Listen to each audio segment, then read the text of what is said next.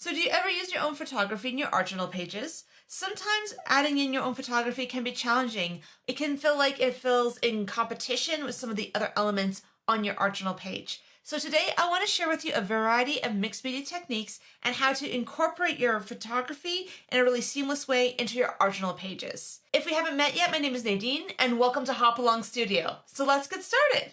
So let's talk about the photograph that I'm using today. This one I took on the weekend in Sheep River Provincial Park, and I love this one for just the colors. You have some beautiful reds and some yellows, and this one I barely changed at all. I just amped the reds and the yellows just a tiny bit for this, just so they'd stick out a little bit more, and I printed this on 100% cotton rag watercolor paper. I have a lot of different photo papers, and so getting something that was very matte, the watercolor finish gives a really nice texture. You might not be able to see it on camera, but it does have a really nice texture and takes color really, really well. I accidentally did a misprint, and this is just on a piece of copy paper. So you can see the difference between the inkjet on the watercolor rag versus just a piece of regular paper is quite dynamic. This is why I'm using this particular paper today. If you don't have watercolor rag, look for something as matte as possible, or if you're using just a local store, just try to find the most matte paper that you can use. For this, it's going to give you the best results. So you'll notice that my photo is slightly smaller than my piece of paper. Don't worry about it. I am just going to adjust that as I go. But the key for me was having something that fit most of the page. And so I'm going to leave the extra space along the bottom because I'm going to find that it's going to be easier to cover up once I add a lot of other things onto the page. And the first thing we want to do is adhere this onto the page. So I'm going to grab some of my Yes paste. It's basically an all-purpose stick flat glue, and I've used this in a few projects already, and I'm just taking a little bit of it. This might seem like a lot, but I'm just putting it on very thin, and I'm going to be adding it to the back of my photo. I'm also doing it to the journal page as well, because the journal page this way gives you basically a double helping of that glue and make sure that you get a really good adhesion. Glue is very strong, and I wouldn't necessarily use it with a paintbrush just because it is so sticky. I think it would just glue your bristles all together. So I tend to use a palette knife for this. Then any extra I can basically put back into the container. And now I'm going to basically stick this onto my page by putting the two layers together like I am. This also gives you some time to slide it around a little bit. It's going to give you a tiny bit of working time, which for this is something you're going to want. And you're going to get really good adherence on there. It's pretty much going to go on just perfectly. You don't have to really worry about it's buckling or moving. Because of the nature of the glue, it's a very thick but fairly dry glue. And what's nice about thick and dry glue is it will go on, it won't warp your pages a lot. And that's why I like using it over more of a wet glue or any other wet adhesive. And so I ended up cleaning up the edges a little bit on my page just so that they were within the dimensions. Because now we're going to look at adding other layers on this, because this looks nice, but eventually I want to add in some ephemera like this onto the page. And if you're looking at it, that doesn't look like that's going to work. It's in the same kind of colors, but this is a lot more muted. This is a lot warmer. So what do we do about that? Well, I recently got this new product that I'm still testing out. I'm going to do a full-length video on this pretty soon, is these Deco Art wax effects. What this is it's meant to look a lot like encaustic without all the mess of encaustic. And I've been playing around with these a little bit. And so I'm just going to show you how you can use this on your page just to try to add additional layers on top and create a little more cohesive surface so you can add more images like this. So to protect my page, I'm just adding in a couple pieces of copy paper underneath just to protect the surface. I'm going to start with a little bit of this aged beeswax, wax effects, and I'm going to be starting with a small palette knife for this one. And I'm just going to be adding a little bit on the surface. And this is one where you can actually come in here and use it with a brush if you'd like. You can use this in like really thin layers. You can put it on fairly thick layers. Because it's meant to work like encaustic, it can be put on fairly thinly or thickly onto the surface. And so we've kind of gone from more muted to glossy just because of the nature of this beeswax surface, but that's okay. The key with a lot of these encaustic type ones is that they do require you to not heat set it. You gotta let it dry naturally. And so that's why I haven't played with this that much, just because sometimes I'm a little impatient. I don't always have the time to play with tons and tons and tons of layers. But what I like about this is even with the horizon area, you can see that we're starting to get into more of a muted feel. It doesn't remove all of that color that we have, but it is going to change it. It's going to make it warmer. It's going to make it softer. And we're going to start with just adding a layer of that on top. And this stuff, even though you're not supposed to heat set it, it does dry fairly fast. And so this is where you can decide if you want to use a palette knife, if you want brush strokes. I don't mind throwing in some brush strokes, having some thinner and thicker areas there. But what I like about this as well too is we are sealing in the surface to add more layers. We're still getting some of the texture of that watercolor paper shining on through. And so that does dull it and mute it a little bit more than it was, especially in those white areas, but I don't mind. That was kind of the point of this, is to take a photo that maybe looks a little bit more realistic and just seeing what I can do with it, just to mute it and change it and make it work a little bit better for this space.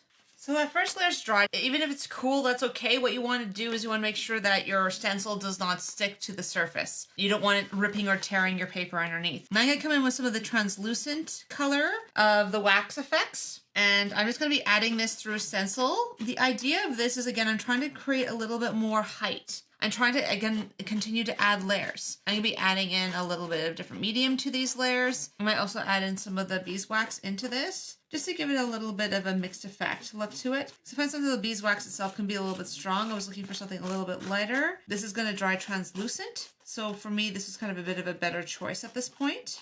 And this is where I could come in with a little bit of the wax effects in the beeswax. And I'm okay with it touching the clear just because basically the clear won't do anything to the beeswax. And maybe in some of these areas up top, I maybe want to mix the colors a bit together. And I'm just adding that onto the surface. And again, because I have to let this dry naturally, this is where you have to be a little bit patient with this. So that seems really, really harsh. But what we're looking to do with this is we don't want this perfect.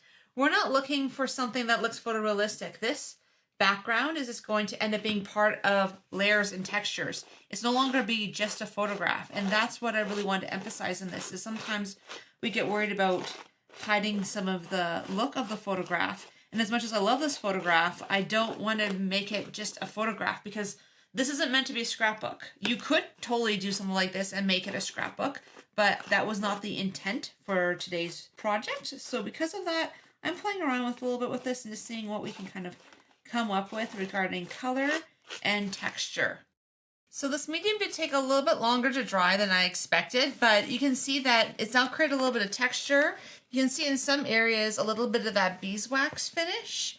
I was expecting it to work a little bit differently, but again, this is the first time that I've tested this medium, and I've realized that a lot of this beeswax look looks a lot better on a lighter surface over a darker surface. So some of this is lessons learned for me, that maybe I should have worked with a slightly lighter image if I'm going to add in some of this encaustic feel to this page. But that's okay. What I like about it is now we've added in some layers, and now this photograph feels less like a photograph and more like part of a background. Add a little bit of highlights to some of these areas just to bring up a little bit of that texture.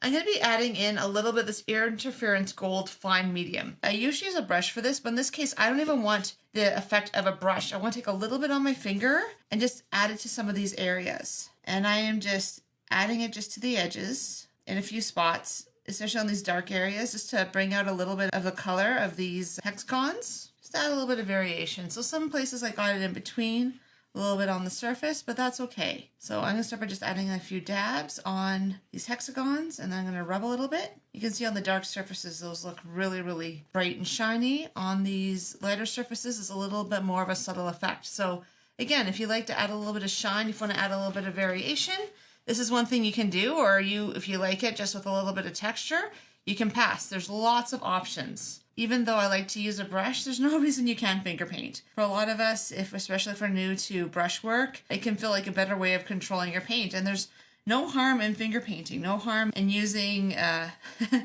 easiest tool that you have, your finger, to add in color. If at any point you maybe have a spot that you don't want the paint there, you can always just use a baby wipe and pull it up a little bit. If like that's too much, just pull it off and try again. And then that way you always get the result that you're looking for. I'm a little bit happier with that. I like having a little bit of that texture shine through. I was hoping to get a little bit more of this show through just with the mediums that I was using. But again, because of the dark background, it didn't work out quite as planned. But then this is just another opportunity to add another layer. So let's start by getting rid of my little line here. Sometimes you have lines like that. So the easiest ways to go about fixing it, just add in a piece of washi tape. And I purposely did that one so it was off the page because I just want more of the writing to be in there. And then this is also where I actually wanted this to look a little less perfect. So I'm just actually turning that piece of washi upside down and adding another layer there. And that's just another way of having a less perfect edge to it and maybe just cover up those areas that are maybe a little less than perfect. And so yeah, whenever you're not too sure how to fix a page, try washi tape.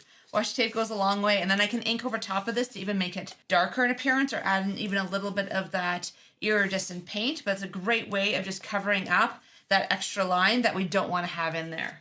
So now I want to start adding in other elements because I feel like this has now moved more into like a more collage mixed media background feel over it being just a photograph. And so now I'm going to start adding in some of my leaves. And if you've never actually seen how I seal and dry leaves, check out the video in the description below. There I actually share with you my whole sealing process. We have some choices here. We can play around with adding in a bunch of different leaves. I recently was at a show and I got some of these Simply Stated Designs jars. And what I love about these jars is they look like fall in a jar. And I love the imagery. I love how it looks. And I thought it'd be a really nice image for my page. I may actually adjust these a little bit. They're a little bit white compared to all the other colors I have. So I want them to feel a little bit more cohesive. So I'm going to add a little bit of ink to them.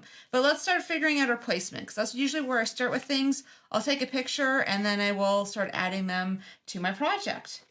And I think I have an idea of where I want this placement to be. So I'm going to start using a little bit of my Yes paste and just gluing them onto the surface. The thing with the Yes paste is because of the nature of the leaves and because they're a little bit uneven, the Yes paste makes sure that I get a really good result and they stay really adhered onto the page and to every single corner as well. And this is where sometimes what I just like to do is just add it on a piece of paper, and then that way I can add in as much paste as I need and not worrying about going over the edges. Because with this one, because I'm going to be cutting off some of the corners of the leaves, you're going to want to make sure that you have a really good coat and it's not going to move too much on you.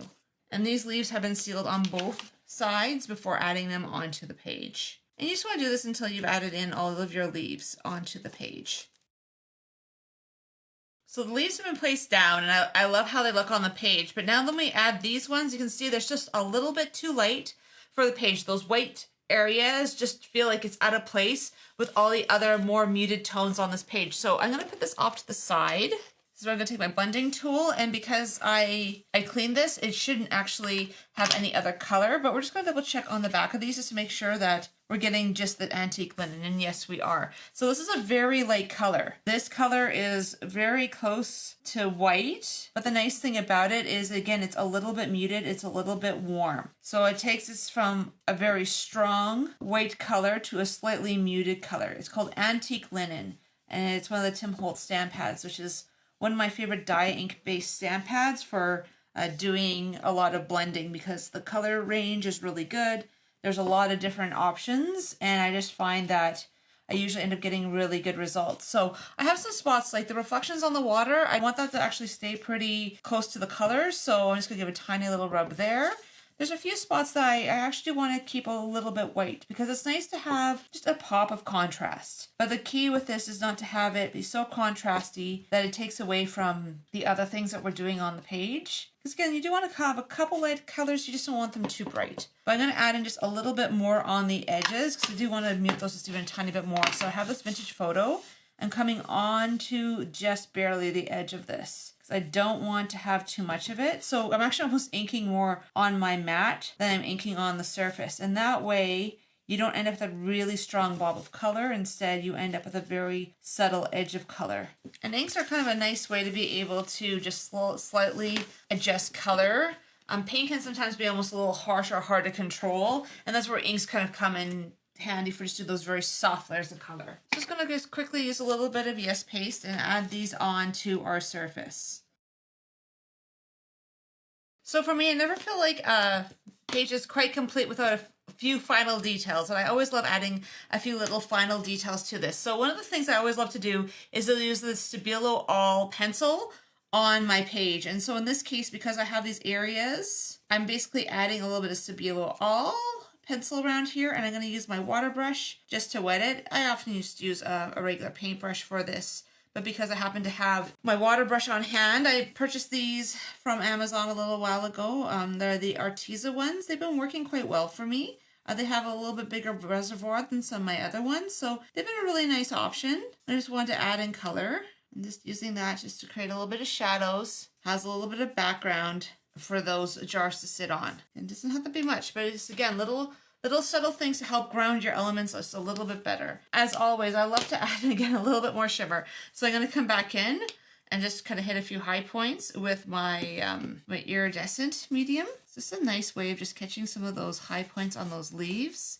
And again, because we've sealed them in, we can rub. We don't have to worry about damaging the leaves because we've already sealed the surface in. And you could have done this earlier too. I just wanted to see how it looked before I started adding in too much more color. And this is where you can also clean your water brush a bit. And you can add some water in there so that when you mix it with your finger, it's now gone and been a little bit more watered down. So that's another way where if you want to try to add a little bit of water to your surface and then add in some paint just to get that to go a little bit further to maybe be a little less bright, that's also a really good option. You can even also just water down a little bit of that acrylic paint and even apply it with your water brush. As long as you just squeeze the water brush and clean it out a little bit later, it won't be a problem. So easy ways of just adding in a little bit of highlights, a few little extra spots on your leaves. So I'm pretty much done with this page. I'm just going to add in a little bit of journaling. I've been thinking a lot about the idea of gratitude, and I just had a moment of just being so thankful because usually by now sometimes we've already had snow and instead we had 20 degrees Celsius weather. We had beautiful sunshine. It was the perfect day. And this often makes me think about the things I'm really grateful for. So I wanted to think about the idea of gratitude and even about the changing of the seasons, because we are in a place where the seasons are changing right now. But I personally like those changing seasons. It helps me think about the ways that I can grow, I can change, and just be grateful for the time that I have had and the move to a new season and what that might bring to my life. And I just want to share my journaling with you. I did it with a Posca white paint pen, and yes, I did do it on an uneven surface that has stenciling in it, but I find that because I write in caps, because I'm picking up my pen a lot, I can usually make it work on the surface. I would not use cursive writing on such a bumpy surface like I have here. But yeah, these Posca pens will work on pretty much any surface. You can add them on top of other mediums and they'll work really well. So basically this is what I wrote. I am so grateful for the fall colors. They remind me that one season is finishing and another is starting. It is a reminder to be present in the moment and be grateful for all I have been given. And that's the thing, is we can look at the changing of seasons, because I'll be honest, sometimes I think, oh, winter's coming and I don't feel so grateful. But that's also realizing that every season has its time. Every season has its moments of the good and the bad, and to be grateful for every step along the way. So I hope you've enjoyed following along with this project, and this has given you some ideas on how to use photos in your art journal. You don't necessarily have to use it only in this way. I wanted to do it as a full background because I really like the photo. I thought make it a really good landscape background, but you could use portions of them. You could tile a bunch of them. You could use them as collage.